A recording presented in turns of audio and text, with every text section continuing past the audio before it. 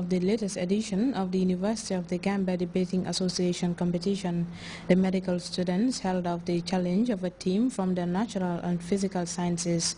Ababka Senghor reports Nusrat Senior Secondary School emerged winners in the senior secondary category after a hard-fought win over St. Joseph Senior Secondary School.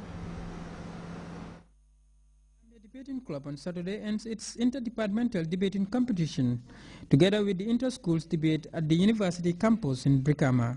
The event, which brought together officials of the University of the Gambia and other stakeholders from the private sector, including the U.S. ambassador to the Gambia, saw students dealt with important topics.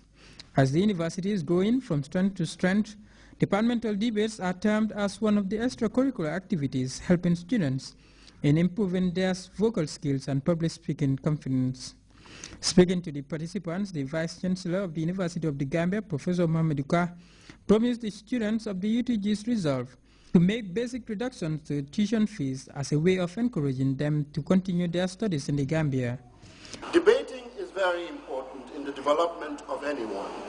I think it builds your leadership skills, it builds your ability to think on your feet, and also to be rational and be a complete person.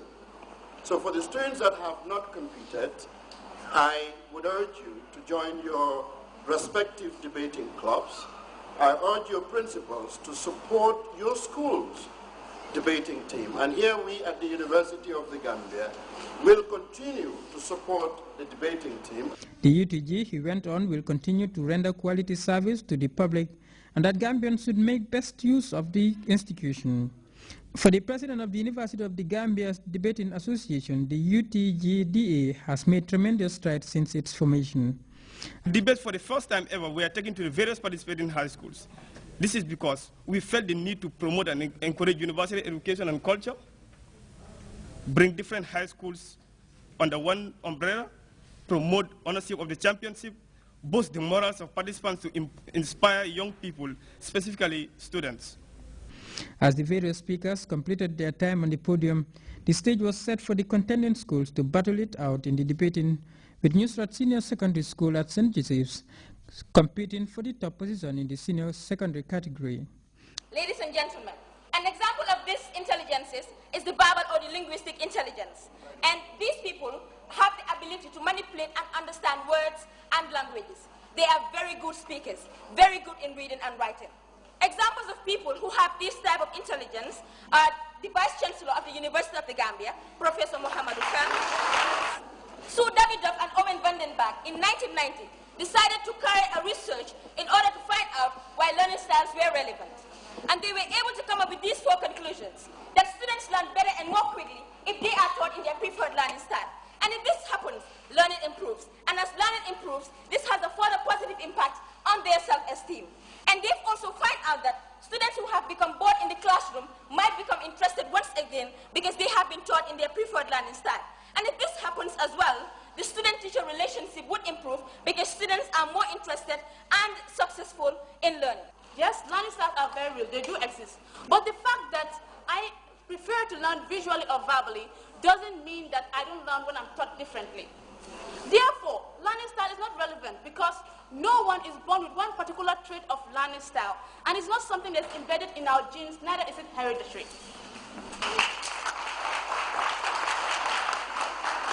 Furthermore, learning style is a hypothesis. According to the Association for Psychological Science, APS, in 2009, published a report saying that, and I quote, "At present, there is no adequate evidence to justify incorporating learning styles into our education system."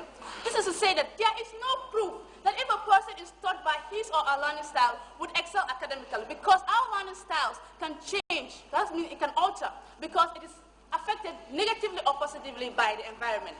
After a period of intense debating, Nusrat emerged as winners of the inter-schools competition organized by the University of the Gambia Debating Association, much to the delight of their contestants. The School of Medicine and Allied Health Sciences completed another hard-fought victory over the School of Natural Sciences in the university category.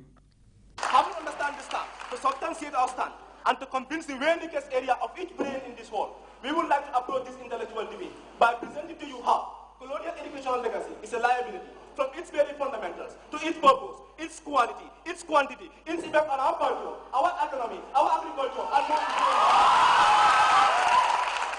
If you are not educated, you are easily controlled, manipulated, and exploited.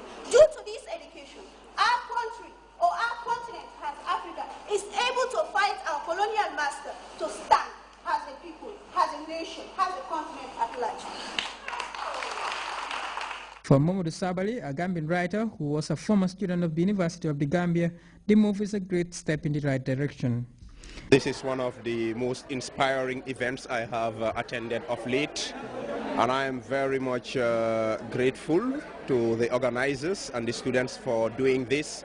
This is not only good for the students, but it's also good for the national psyche, because a healthy debate is something that's indispensable to national progress. This is one of many initiatives the university authorities are hoping will gain root in the university's extracurricular activities to benefit both current students and those aiming to enroll at the country's highest learning institution. The event also witnessed the presentation of awards to 6 students for their outstanding leadership roles in the University of the Gambia. For GRTS News, this is Paukar Senghor. Definitely inspiring. The next Operation Clean the Nation is slated for Saturday, 27 April 2013 throughout the country.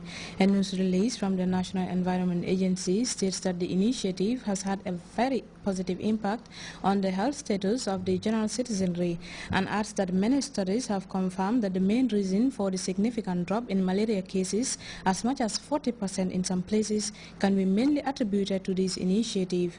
The initiative, dubbed Operation Clean the Nation, the dispatch adds, targets the root causes of vector-borne diseases by eliminating the breeding grounds of the insects that spread such diseases. The initiative, the dispatch argues, should therefore be supported wholeheartedly by all those residing in the Gambia because the benefits are reaped by one and all. NEA reminds governors, Sefolu, Alkalolu, ward councillors and government institutions of the strong presidential directives requiring all of them to organize and fully participate in the next national cleanup exercise within their respective areas of jurisdiction throughout the country. The release ends. Time now to take our first break. When we come back, we take a look at the news from outside the Gambia station.